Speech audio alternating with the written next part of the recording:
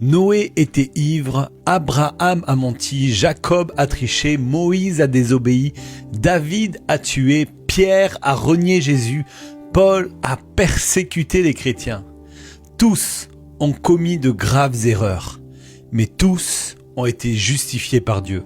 Parce que l'histoire biblique n'est pas l'histoire des gens parfaits qui ont réussi, mais l'histoire d'un Dieu parfait qui restaure ceux qui ont échoué.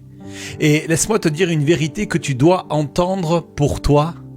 Dieu n'appelle pas des personnes parfaites. Dieu appelle des personnes imparfaites à se repentir et à changer. Si Dieu choisissait selon la perfection, il n'aurait choisi personne. Mais Dieu choisit selon le cœur, selon la disponibilité, selon le oui que tu lui donnes. Et regarde comment Dieu agit. Le menteur est devenu le père de la foi, le tricheur est devenu Israël, le meurtrier a écrit des psaumes qui guérissent des générations, le renieur est devenu la voix de la Pentecôte, le persécuteur est devenu l'apôtre des nations. Ton passé ne sera jamais plus fort que sa grâce. Ce que tu étais n'a jamais été une limite pour ce que Dieu veut faire de toi. Ton échec n'est pas une fin, mais c'est un chantier où Dieu désire reconstruire.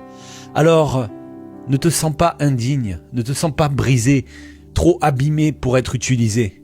Parce que souviens-toi que Dieu a bâti l'histoire de la foi avec des hommes et des femmes qui n'étaient pas qualifiés, mais qui étaient disponibles. Avant de travailler au travers de toi, Dieu désire travailler en toi. Parce que Dieu ne construit jamais sur l'orgueil, mais il rebâtit sur des cœurs brisés et disposés.